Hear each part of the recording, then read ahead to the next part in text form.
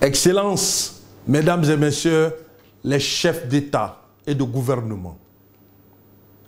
Monsieur le Secrétaire général des Nations Unies,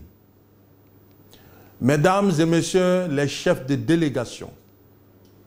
chers partenaires techniques et financiers, je vous adresse, depuis Conakry, le salut fraternel de la République de Guinée. Mesdames et Messieurs, notre pays, la Guinée, profondément préoccupé par le faible niveau national de l'apprentissage, tel que révélé par les derniers résultats aux examens nationaux et d'autres évaluations nationales et internationales. Conscient que la pandémie de la Covid-19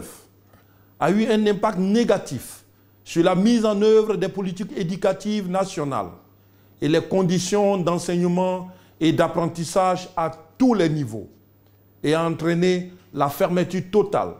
des écoles, des établissements d'enseignement supérieur, causant une baisse généralisée des activités de tout le personnel enseignant de notre système éducatif. Reconnaissant la persistance des défis et contraintes majeures qui retardent l'atteinte de l'objectif de développement durable numéro 4 en République de Guinée. Étant entendu que depuis le 5 septembre 2021, la République de Guinée est dans un élan de refondation initié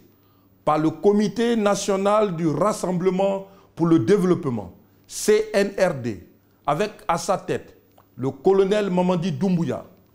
président de la transition, président du CNRD, chef de l'État, chef suprême des armées, qui fait de la qualification du système éducatif un des piliers de cette politique de refondation de l'État et une priorité gouvernementale. Le gouvernement guinéen déclare solennellement que la République de Guinée s'engage, premièrement, à rendre l'enseignement primaire et secondaire gratuit pour tous, en supprimant les coûts directs, indirects et d'opportunités, afin de garantir que même les enfants des familles démunies, y compris les enfants handicapés, les filles et ceux vivant en milieu rural, achèvent un enseignement secondaire de qualité et acquièrent les connaissances de base nécessaires pour réaliser pleinement leur potentiel. Pour ce faire, les hautes autorités guinéennes mobiliseront et rehausseront les ressources nationales allouées à l'éducation, en passant de 12% en 2022 à 16% en 2025, puis à 20% à l'horizon 2030, en renforçant également l'efficacité, l'efficience et la transparence des dépenses, tout en plaidant pour la conversion de la dette en faveur de l'éducation et le respect par tous de l'engagement de Dakar sur l'éducation pour tous. Deuxièmement, à poursuivre les réformes éducatives en cours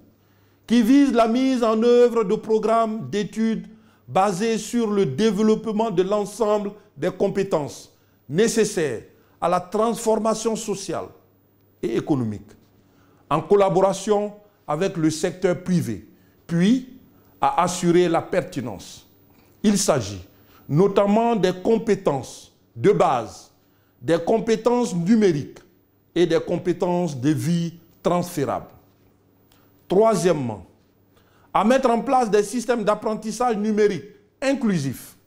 équitables, résilients et conçus pour le XXIe siècle, par le biais de politiques de programmes et de partenariats publics-privés qui garantissent un apprentissage abordable,